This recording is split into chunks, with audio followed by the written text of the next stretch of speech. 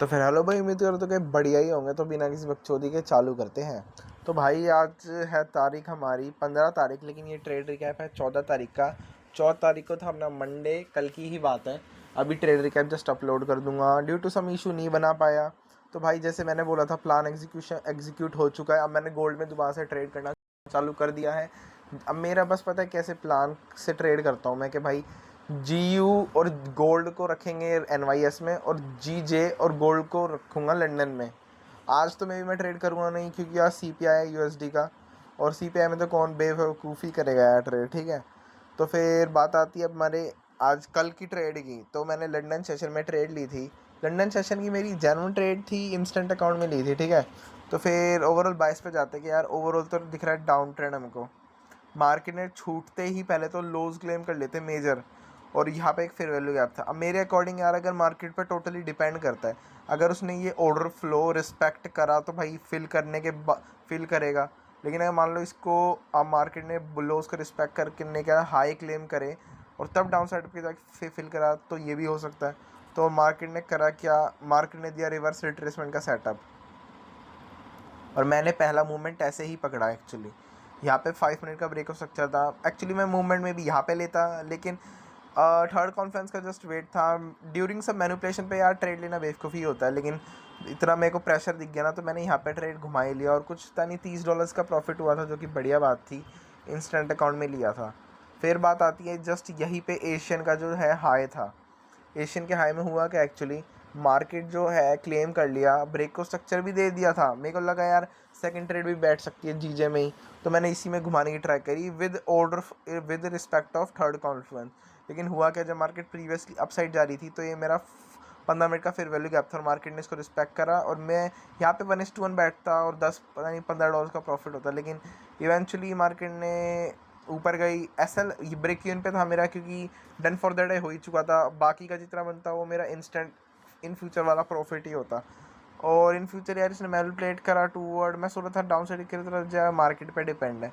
लेकिन कल का दिन तो ठीक ही गया था। फिर आते हैं गोल्ड पे, लंदन सेशन पे, कि मैंने कैसे ट्रेड आउट करा था। सबसे पहले बात आ जाती है मैंने ट्रेड कैसे लिया।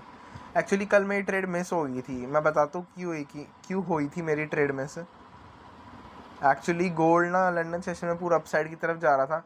ये एक फेयर वैल्यू गैप बना है। प्लस में ये है, यहाँ पे जो मार्केट है यहाँ पे ऑलरेडी हाईज क्लेम आउट कर चुकी है।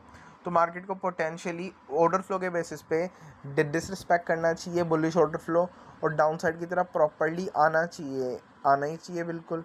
तो फिर मैंने उसी बेसिस पे मूवमेंट ली। सबसे पहले तो मैं देखूँ तो भाई मेरा जो मैं क्विक सेटअप लेता हूँ, एक क्विक मूवमेंट भाई, ये वाला मेरा कंट्रेशन का सेटअप यहाँ पे कुछ था नहीं। तो जस्ट मैंने लिक्विडिटी शिफ्ट होने के बाद मे बी यहाँ पे मैं एंट्री ले सकता था। देखो मेरी एंट्री पता है कल कैसे पोटेंशियली बैठती, क्योंकि मेरे को थोड़ा ना डाउट था ही कि मार्केट यार देखो यहाँ पे बैठ सकती थी एंट्री, यहाँ पे ऐसे ऐसे इसके यहाँ पे, और ये ऐसे।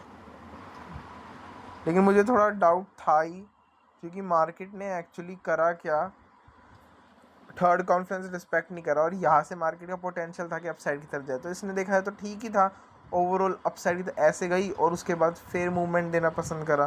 तो दिक्कत की बात नहीं है, और ऑर्डर ब्लॉक को प्रॉपर तरीके से रिस्पेक्ट करा, जो कि अच्छी ही बात है।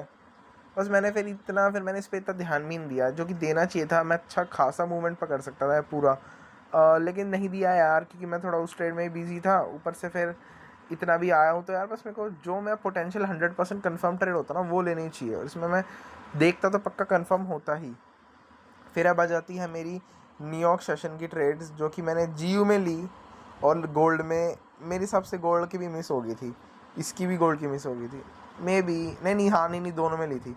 तो हाँ भाई देखो बताता हूँ एक्चुअली GU में हुआ क्या। GU में हुआ ये कि मार्केट थी प्रॉपर डाउन ट्रेंड में, लेकिन रिट्रेसमेंट एट अपसाइड थी। अब यहाँ पे पता है मुझे क्या दिख रहा है, ये जो तुम लिक्विडिटी देख पा रहे होगे ना, ये मार्केट ने ऑलरेडी क्लेम कर ली थी, लेकिन इसके बेसिस पे रिएक्शन दिया नहीं था। तो एक्चुअली जस्ट मैंने क्या एक सिंपल सी चीज़ देखी, देखो अगर तुम इधर देख पा रहे होगे, तो बैंकर यहाँ पे ये वाली जो लिक्विडिटी ऑलरेडी क्लेम हो चुकी थी, लेकिन मार्केट ने अभी तक उसके बेसिस पे रिएक्शन नहीं दिया था और ये ऑर्डर फ्लो का जस्ट एक रिस्पेक्ट था। मैं जस्ट सोच रहा था यार कि भाई ट्रेड ले लूँ, यार कंटिन्यूशन ट्रेड या एटलीस्ट यहाँ तक का बैठ जाएगा, ये मेरी इमेजिनेशन ट्रेड थी और भाई फकड़ा भयंकर, मैं ले ही नहीं पाया।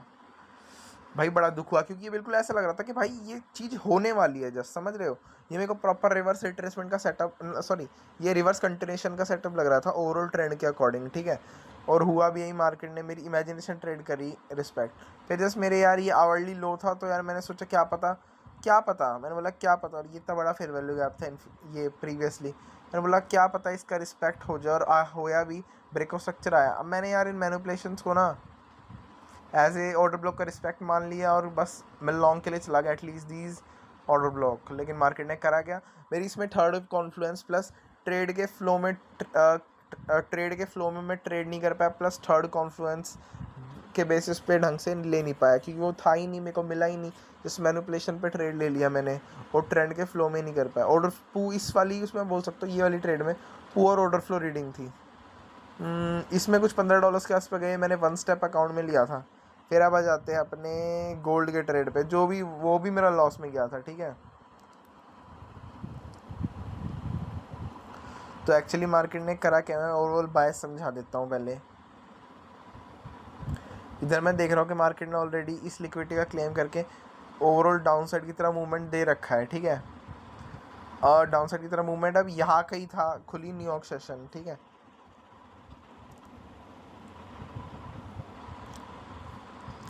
यहाँ न्यूयॉर्क सेशन खुला डायरेक्ट टूवर्ड ये फेयर वैल्यू गैप तो बेशक से था, लेकिन न्यूयॉर्क सेशन में बस यही बेसिक मेंटालिटी थी मेरी कि कंटिन्यूशन में ट्रेड मिल जाए।